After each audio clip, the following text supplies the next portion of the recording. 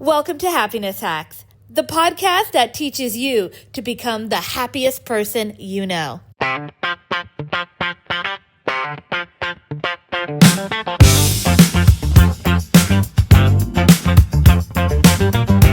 Keep practicing raising your baseline of happiness. Do some mindful meditation, 5 minutes each day, a little bit of gratitude.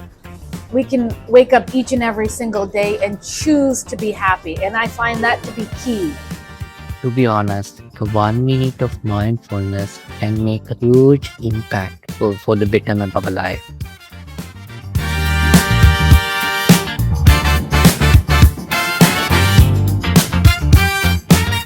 I'm so very excited for this next podcast episode.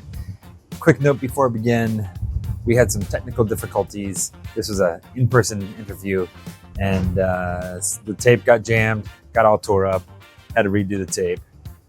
You know how it is. Anyway, the audio on my guest is fantastic, superb. The audio, sometimes I sound like a chipmunk, but that's okay. Anyway, enjoy this episode. It's a fantastic one, and I'll see you guys soon. Love you, peace. Bye. Today, I'm very excited. Number one, to have my sometime co-host, full-time wife, Janrace. And we are sitting down with a world-famous jazz and R&B singer. Her name is Raja Putri Atilia Haron. You got it. Better Right. as Atilia. Yeah. Atilia Haron. That's right. She, as I said, sings jazz and soul. But she also is a yoga and wellness teacher, which is how we came in.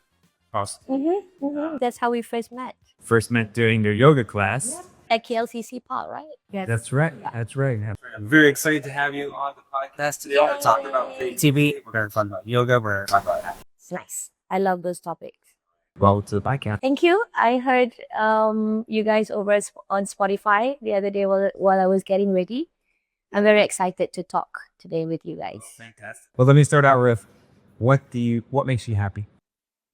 What makes me happy is simple. When I'm around my loved ones, it can be my family, my yoga students, around a lot of positivity.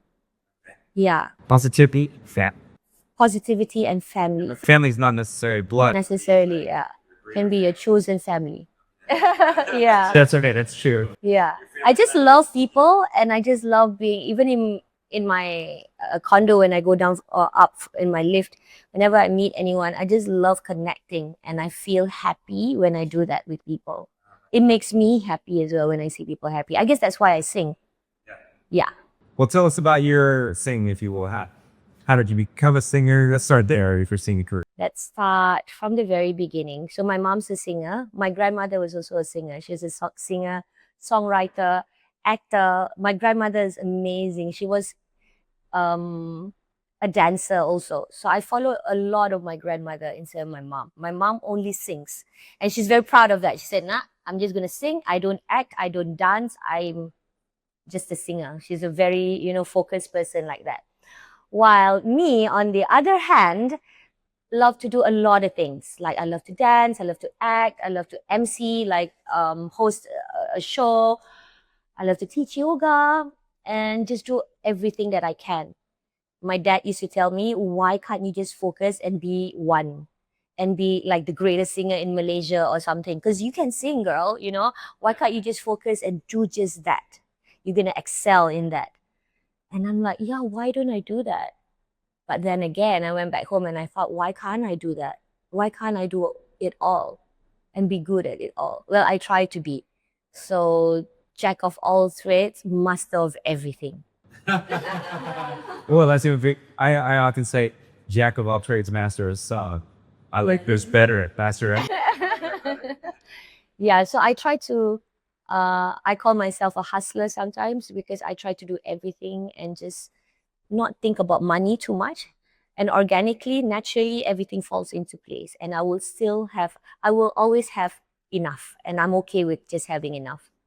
You follow in your mom's footsteps and your grandmother's footsteps. But your mom's a very famous singer. Yeah, she is. So her shoe size is 3.5, but I've got big shoes to fill. Yeah. So she sings. That's how I started. Okay, let's get back to that.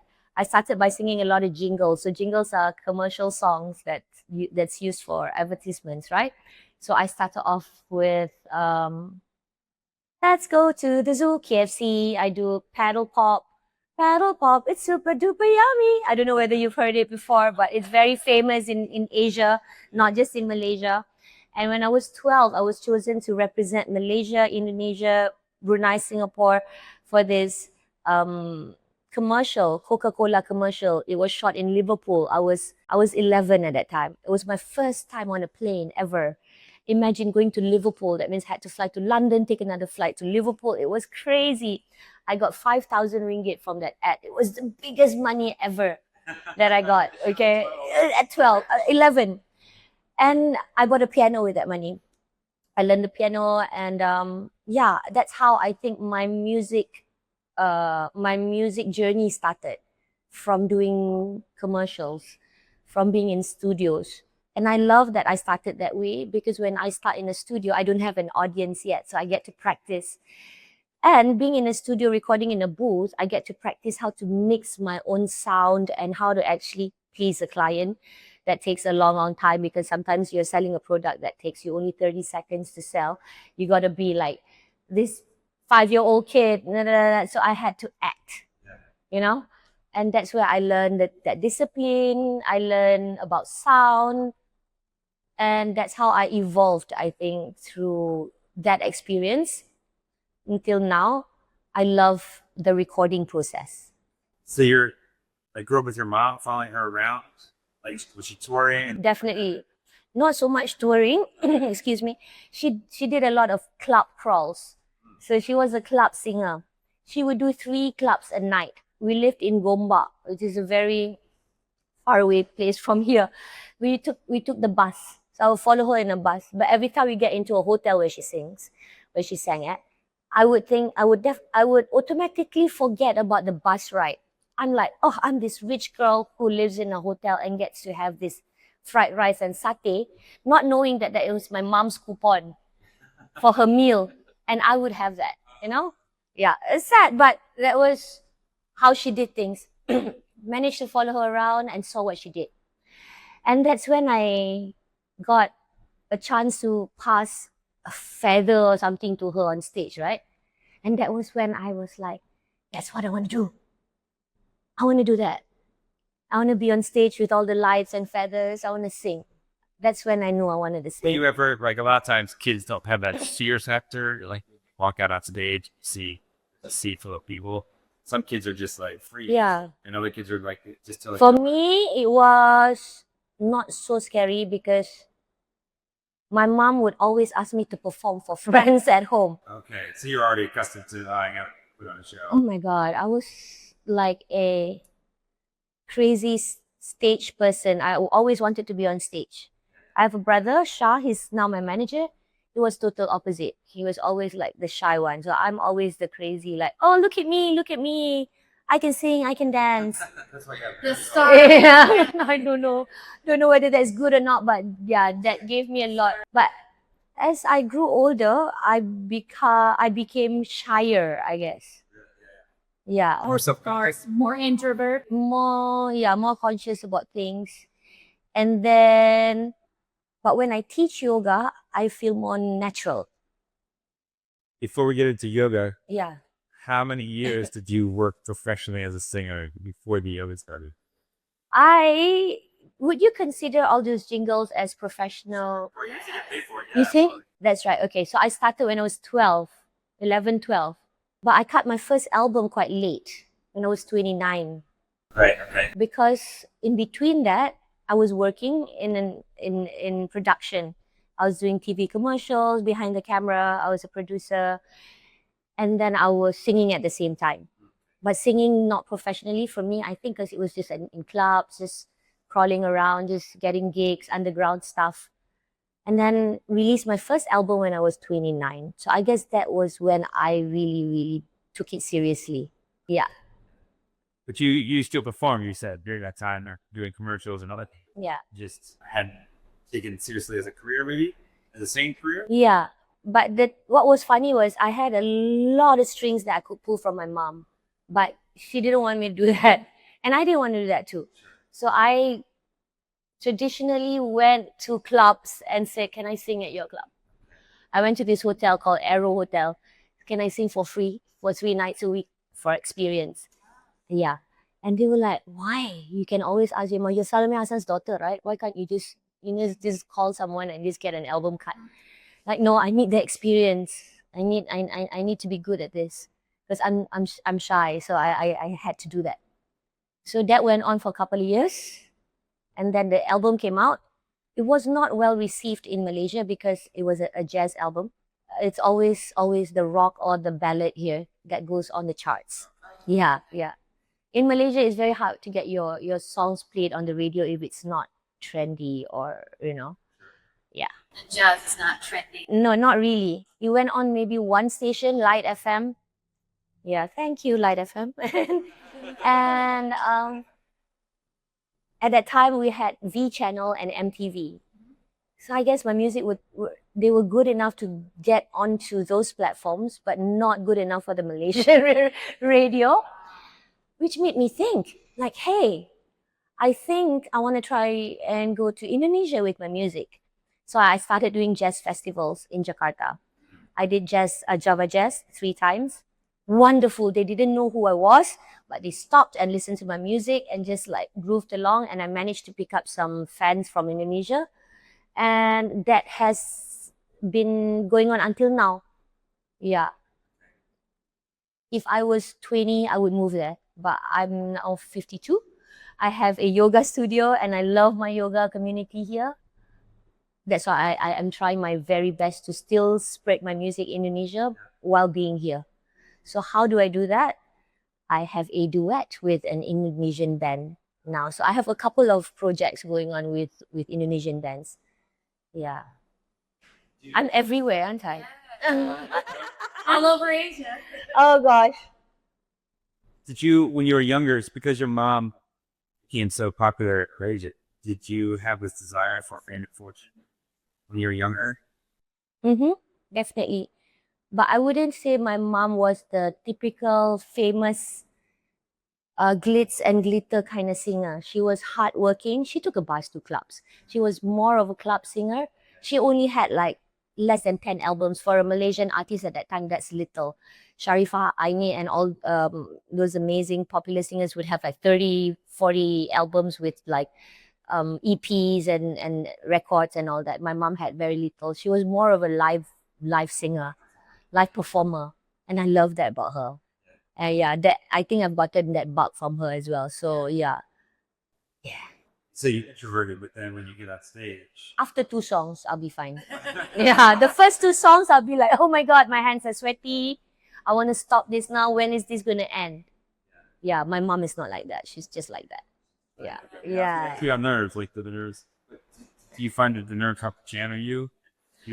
I get worried if I don't have that nerve. I feel like something's going to go wrong. I have to have that. People ask me like, you've been doing this for so long. Why are you still so nervous? I love it, but I don't. You know that kind of, that adrenaline that you can't explain? Yeah. When you're on a roller coaster, you want to do it, but you don't want to do it. But exactly. Fun. Right? I don't tell how scary it's going to be. Exactly, yeah. But it's the bestest. Exactly. That's the best part of it. So let's move into yoga. What caused you to Go from like jazz singer. Right. So jazz singer don't really dance on stage. Most you do is just walk from one corner to the other, right? I did that and I couldn't breathe one night. I was like, what's wrong with me? I can't sing. Okay, let me tell you the truth. When I was working in production, I had instant noodles every day. I smoked cigarettes all the time. I would drink Coca-Cola every time, all the time, all day, all night. Didn't take care of my health at all. Because I didn't have a weight problem. I was underweight actually. That's my weight problem. So I was underweight. Why would I want to go into running or swimming? Until I felt one day I could not breathe when I was singing. I couldn't even hold my notes. I'm like, shoot, what do I do? Let's try yoga. It looks easy. There's music. You're not going anywhere. You're just one spot only. Boy, was I wrong. So I went for my first yoga classes behind my house. I didn't know I entered like the wrong class. I went to an intermediate class because I saw there's a lot of aunties in the class. Like, if they can do it, I can do it too. No, they started going to splits and headstand, and I was like, what is going on? You know, and then I couldn't even drive home. My hands were shaking. That was my first yoga class, yeah. Then I told myself, hey, if this one class could do this to me, I couldn't even sit on a toilet bowl because my legs were shaking, right? I'm going to try again. I'm going to try again, but I'm going to go for the basic class. Just try it. And I have, like, I can't sit still. So if I go to a basic class, does that mean I need to sit and breathe and do boring stuff? Challenged myself. I did that and I fell in love with yoga. Yeah. Yeah. Until now. I was 30. It was my birthday present to myself, that first yoga class. So about 20 years. Yeah. About 20 years ago. And now you're a yoga, not only a yoga instructor, yoga teacher, but you have your own studio. Yeah. Like that seems to be the way I know Janrace. That's what you did as well. All right. So yoga, and then she said, I love it so much. I'm going to start teaching. Yeah, So exactly. that's kind of what the progression was. You just found it's become beneficial for you that you said, we'll go deeper, That certified. and money. Before I got my cert, I rented a little space in Damansara Perdana, hired teachers to teach because I love yoga so much at that time. So I wanted to do yoga with people, with my friends. So okay, why don't I just get a room and just get a teacher to teach? And then my friends can pay, they want to, blah, blah, blah. Until one day I'm like, hey, hello, I need to pay the teacher and the rental. And the money wasn't that good. Why don't I start teaching? Then I started teaching. So initially, it was because of the money. Just for a while. And then after that, I started falling in love with teaching and connecting with people. I've made so many friends through yoga and music, of course. But yeah, more genuine friends through yoga. And it also helped with your breath work. Exactly. I Yeah. was going to ask, like, when you started doing yoga regularly and then you went to perform, you must have noticed a difference. Much. I'm calmer. I'm nicer now. Well, I've always been nice on stage, but sometimes my patients are, when the sound is not good, when the engineer doesn't know what to do, when the musicians get it wrong, I'll be like, what's wrong? Come on, But now I'm cool. It is what it is, guys. Let's just try to do better. Yeah. Older, wiser. Oh, that too? Yeah. So at this point, I know they're two very different things. Which do you like more? Or do you have... I can't answer that. Yeah, I don't know. I don't know. What do you love about singing? I love that I can talk to people through my music because I write my own songs. I don't know. I just feel very lucky with the voice that I have. And not trying to sound, how do I say this? I think when I sing, it's easy to translate a lot of things through my voice to people. I got this comment once. Okay, I know it doesn't mean a lot, but for me, okay. So the singer said to me, "Your voice can stop war because it's so silky and beautiful. People will listen, not getting angry." And I love that. I love doing that. That's beautiful. Yeah. So to compare, my mom's voice is very heavy, very weighted, very strong, very powerful, like gold. And this lady says, who's an amazing singer as well, your voice is like silk. So I'm like, wow, okay. If I sound like that, I can sing 100 songs without you going like, oh, shut up. So I love doing that. I love looking at people's face when I do that. Like I put a magic. Yeah. You get out of your head. Yeah. You're into your soul. Yeah, that is such an honest answer. I've never answered that before because I don't want to sound sombong. What is sombong in English? Like in over my head like that. Like, yeah. Yeah. But that's the truth though. Silky. You have a silky voice. Sultry, and more gravelly, deep, Yeah. seductive. Mm, It sounds like your voice is not that. yeah. I guess. I want to say Disney-ish, but yeah. I guess, yeah. That's where you tell stories, right? Yeah. So about music, what is it that you love most about yoga? I guess the people connecting and sharing what it did for me and how it changes other people as well. I love seeing that. And the community, the positive community. And when you enter the studio, you put your ego aside. Everyone's just equal. I don't even know what they do. like professionally. Some of them, when I meet them outside, they're like, "Are you a doctor?" Yeah. And I've known them in the studio for like 5 years. I don't even know what they do outside. Because everyone's like, just, hey, we're on the same page. We're here to just be better and connect and just be nice to each other. It's a happy, kind pace. That is what yoga is to me. Yeah. And yoga is coming from Hindu tradition, very deep, and it There's a like there's a lot of like religious spiritual aspect to it. And I didn't really encounter this in America until we were in Texas. We spent some time in Texas, and there was this kind of pushback against yoga because people would think it conflicted with your Christian values or the religious piece. And have you found that to be a challenge in Malaysia? Definitely. In 2016, it was almost banned here in Malaysia. Yeah. It was almost banned in Malaysia. Like other races can do yoga, but not Malays. If you're Islam, you cannot do yoga. In Kedah, it's a state here, right? It was just lifted. The ban was just lifted recently. Yeah. So what we had to do was we had to explain. Sorry, excuse me. We had to explain that we don't do any chants. We don't play any music that is related to religion at all or whatever.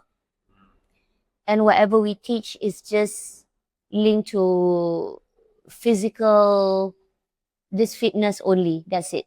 So we had to make a promise to someone like from the religious department, and we're all good. So I got scared because I'm a Muslim teacher and I'm sort of like a celebrity. If anything happens, it will be me. I'll be the first one, right? So I spoke to our sports minister at that time, Hannah Yo, and I said, hey, what's going on? Is this true? Are we going to get in trouble if we do yoga, blah, blah, blah? And she said, no, you're fine because yoga is listed in the sports in Malaysia, right under, what do you call the Chinese one? Right under Tai Chi. Right under Tai Chi. So you're good, you're fine. As long as you don't do any chants and that. You don't promise that you can actually cure something. That's it. So in Malaysia, they went powers that be want you to focus more on the kind of the physical aspect. Yeah, just physical aspect of it. That's why we get to do it in KLCC Park now, and you see a lot of different races.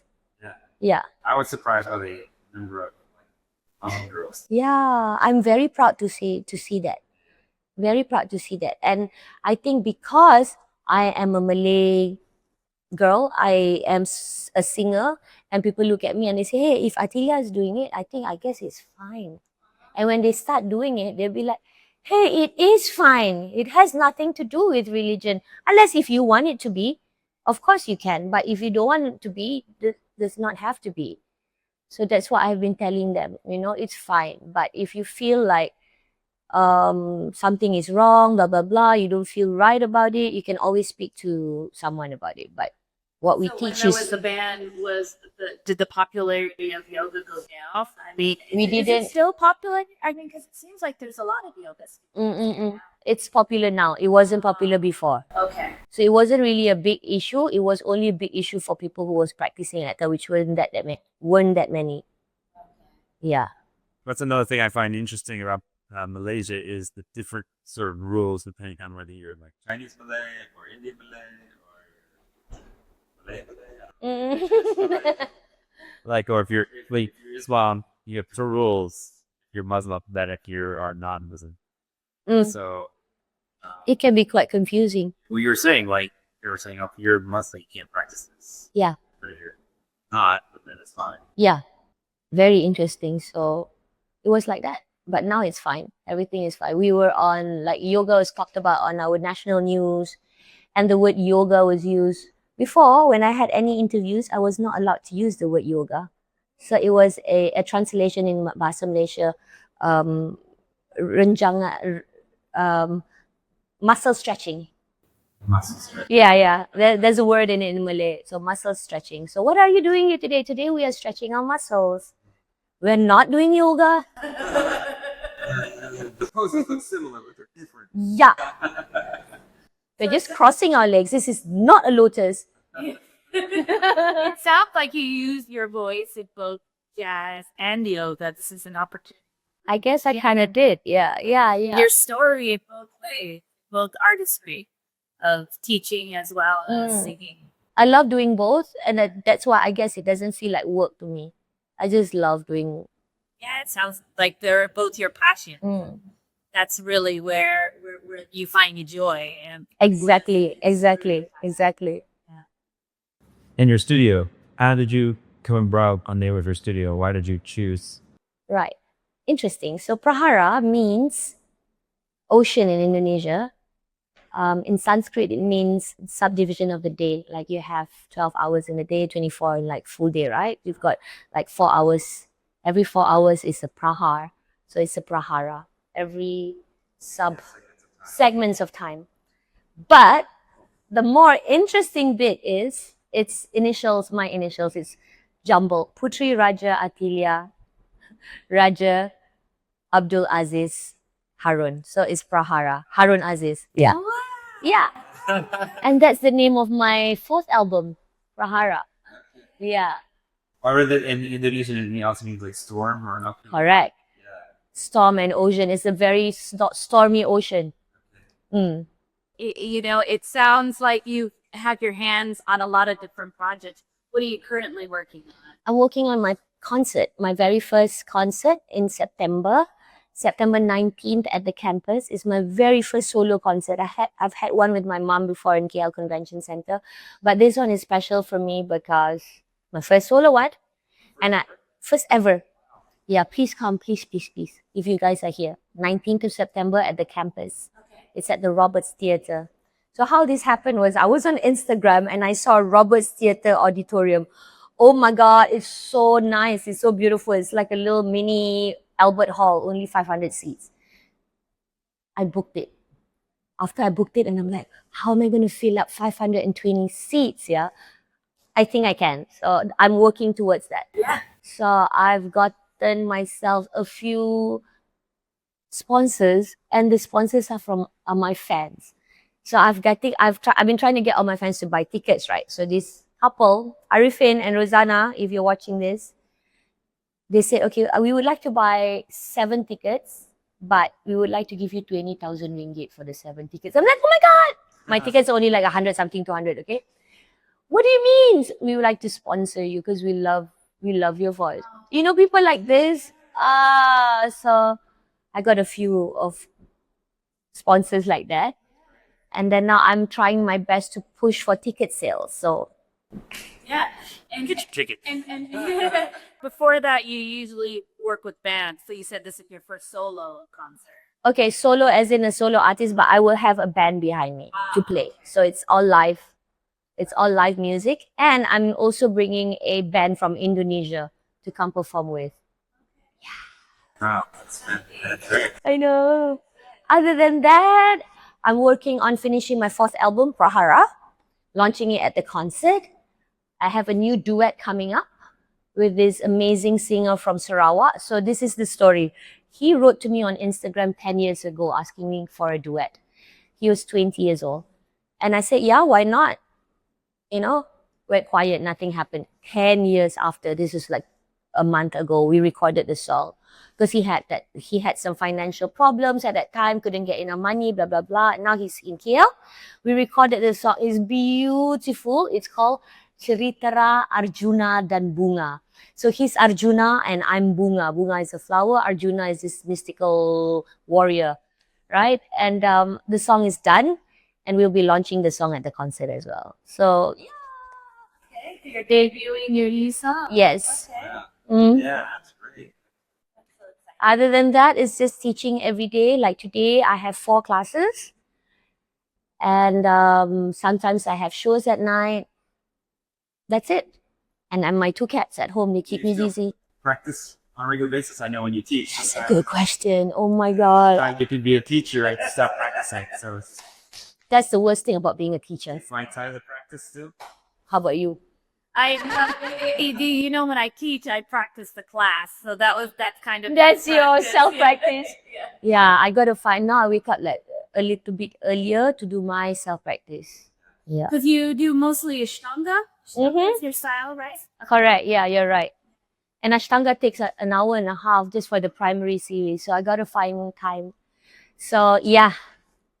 I was very impressed the first class we came to at the park. I mean, there was easily 100 people there. Yeah, that was so much fun. Very, I'm so blessed. in the States, something like that would be like multi teachers with that. We'll get a big crowd. Right, Maybe a festival. Right. Yeah, and usually have 30, maybe 50. Right. So yeah, that was very impressive. Thank you. We started off with like 6 people, okay? You obviously built that crowd over years. Free Yoga Fit is 12 years. Wow. 12 years. Of course, we stopped during COVID, and there were times when we had only like 3 people, and if it rains, we don't teach. And there are times when the park would have events and we get chased out. So yeah, it is what it is, but it's a lot of fun. Yeah, and you teach around the city during different events as well.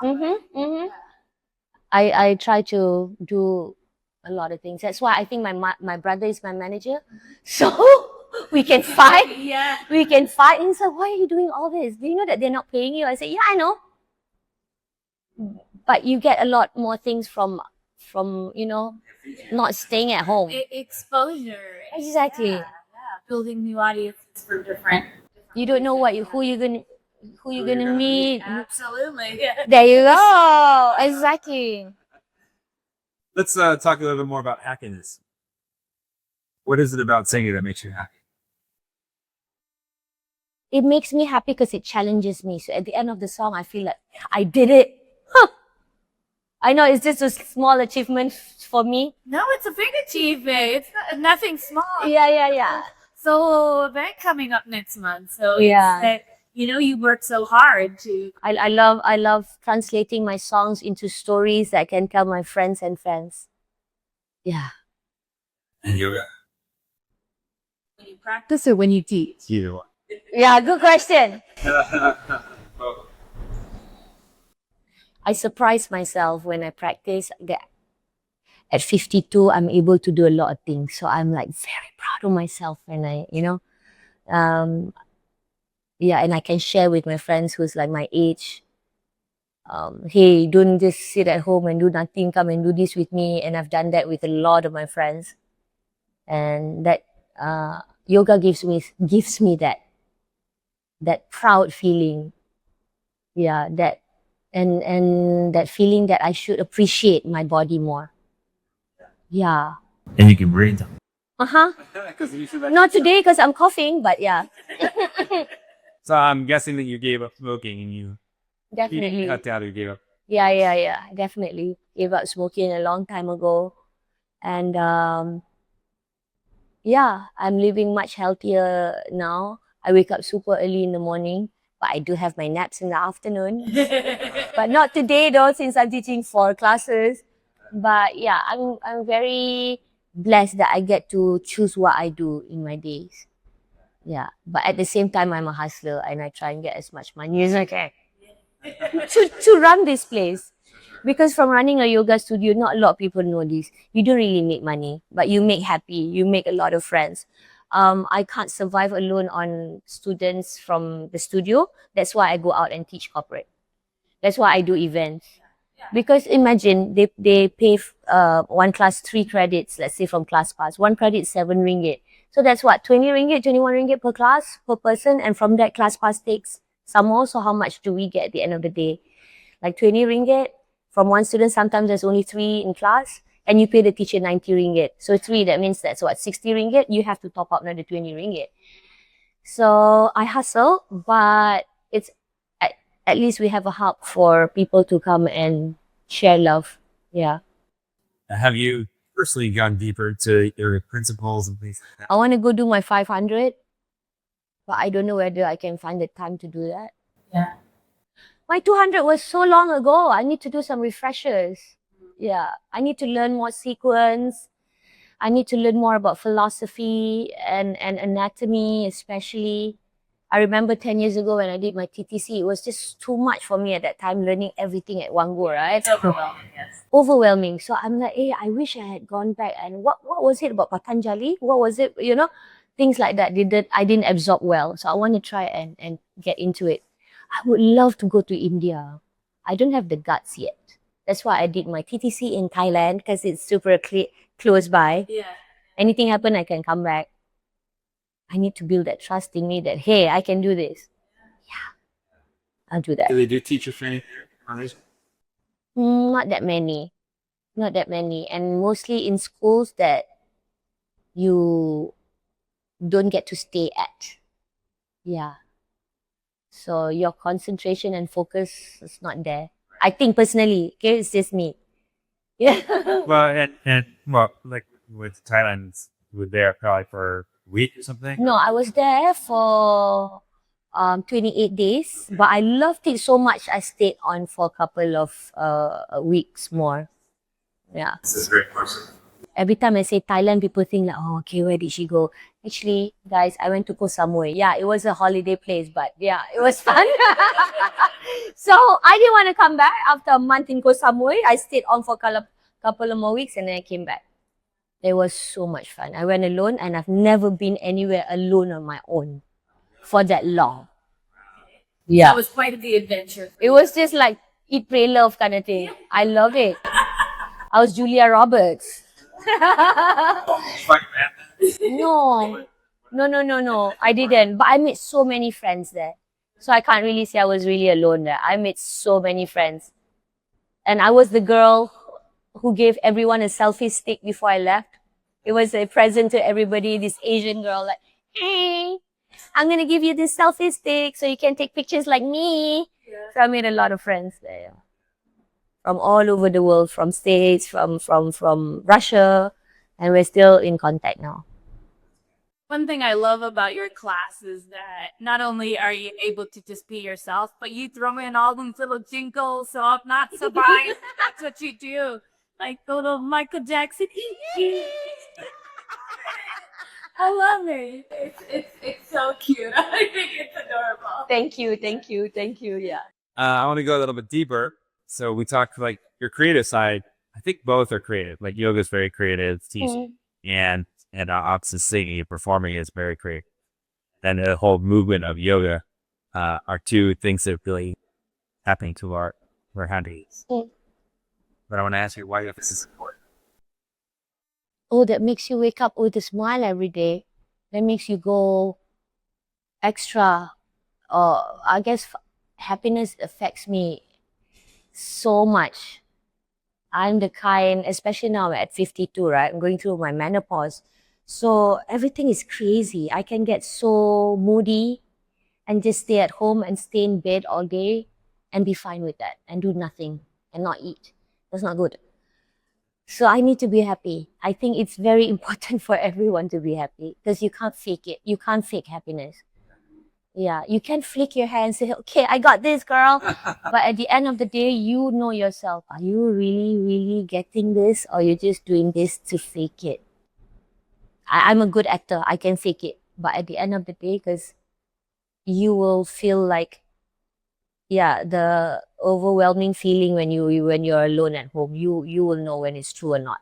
So true happiness is super important because you know whether it's true or not. Yeah. Like doing the singing and doing yoga, like ways that helped you to become a happier person.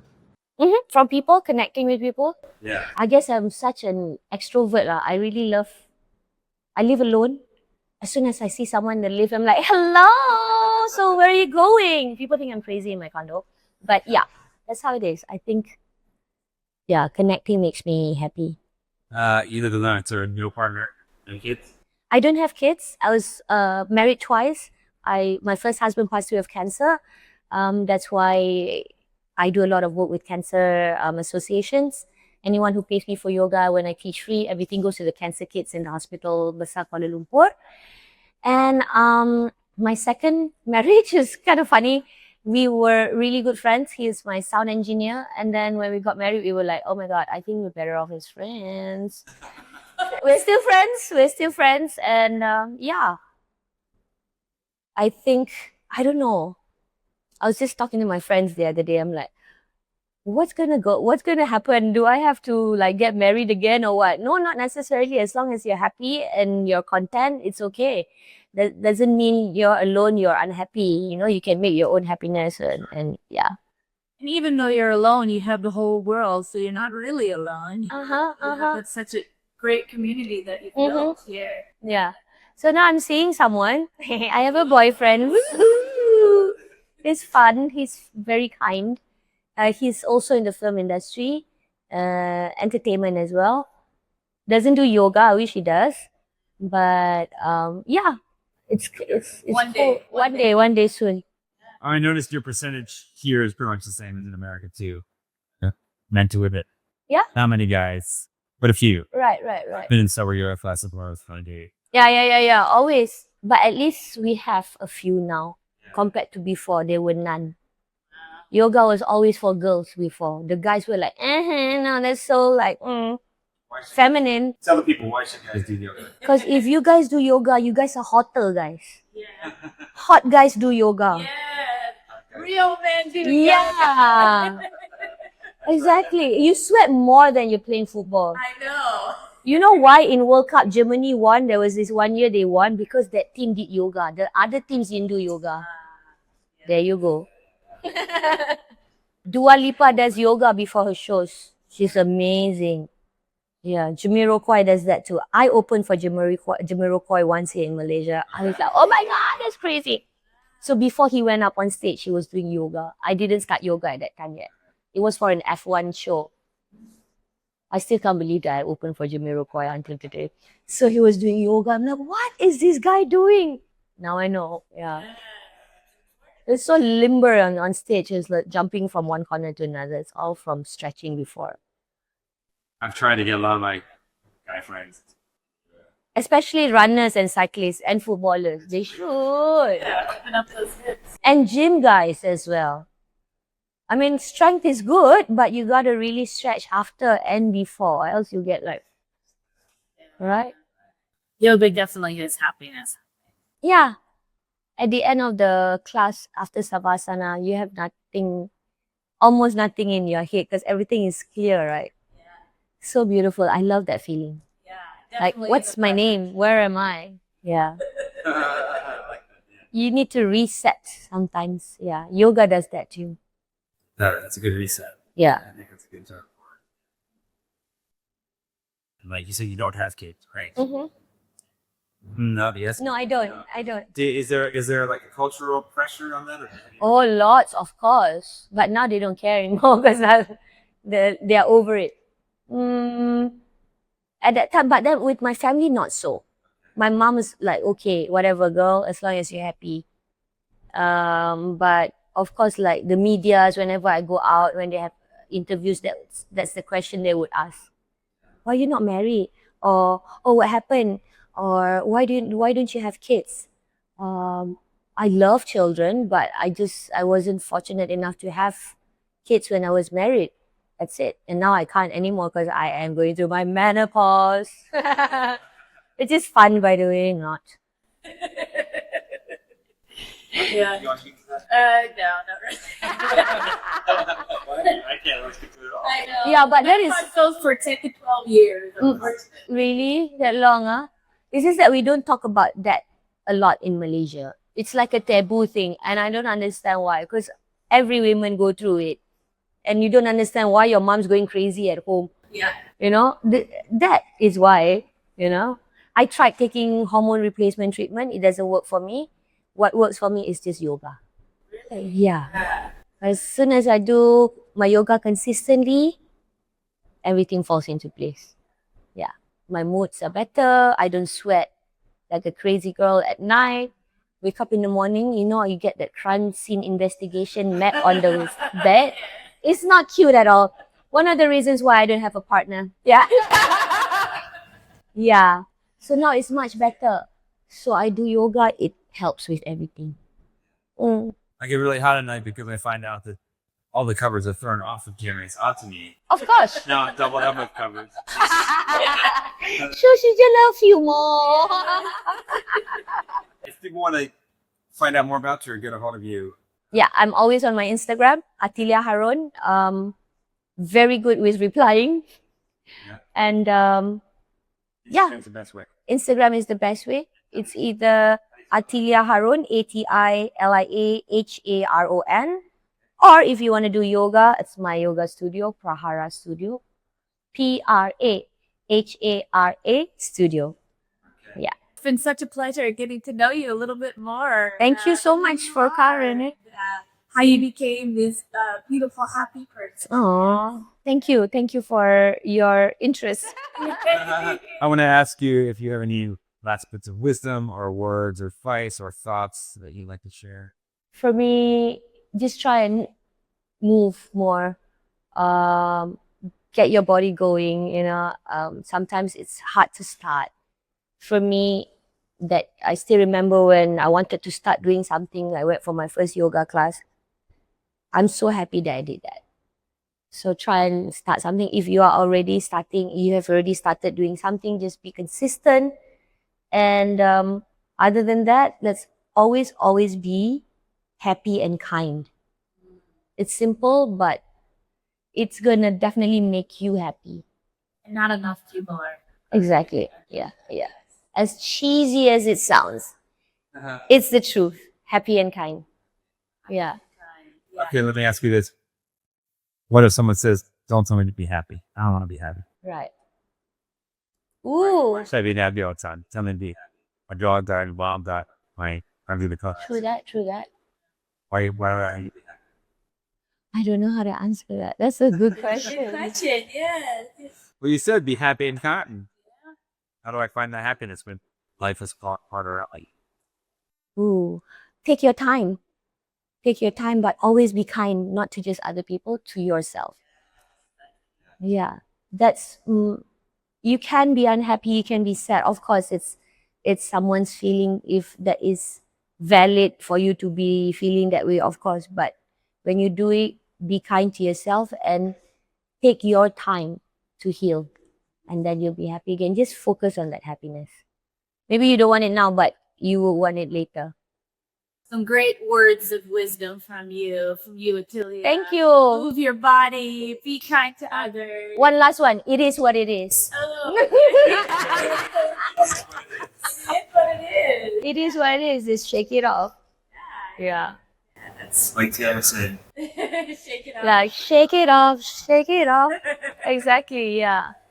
Thank you so much. Thank you so much, guys. Thank you for spending time with me today. It's been fun. Yeah. We really appreciate it. And your energy is magnetic. Thank you. Don't forget to come for my concert, 19th of September at the campus. 19th of September. Yeah, The campus. that's right. At the campus. Awesome. Yay. Thank you. Thank you. Cool.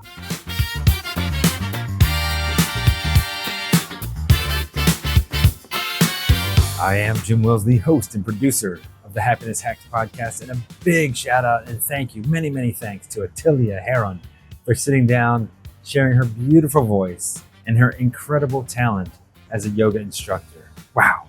And many thanks for her time at KLCC Park every Saturday morning to teach yoga to the masses of people who come out and enjoy the time together.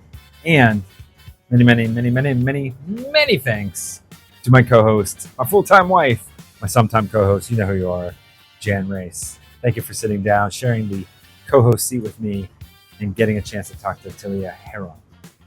If you're in KLCC, make sure you check her out on September 19th at the place. You know where it is. And also, it's been a pleasure. Now, before you run off and play, I want you to go to check out happinesshacks.org, happinesshacks.org. We have a free quiz you can take, a free Happiness Hacks quiz. Just check out your baseline level of happiness. Let us know what you think. Take the quiz, give us some feedback, let us know your thoughts. That's happinesshacks.org. Until next time, when we meet again with another incredible person who will teach us and teach you how to become the happiest person you know. Peace.